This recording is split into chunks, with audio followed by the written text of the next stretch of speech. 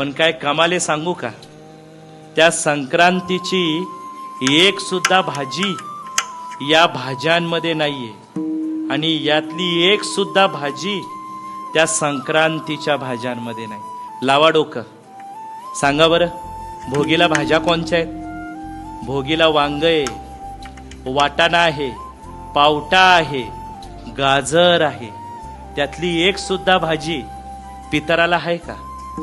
आणि पितराची एक सुद्धा भाजी म्हणले संक्रांतीला आहे का? अहो एवढंच काय, ऋषीच्या भाज्यांमध्ये सुद्धा या भाज्या नाहीयेत। म्हणून तर संक्रांतीचं जेवण जेवलं तर जागृती येते आणि पितराचं जेवण जेवलं झोप येते। का बरं?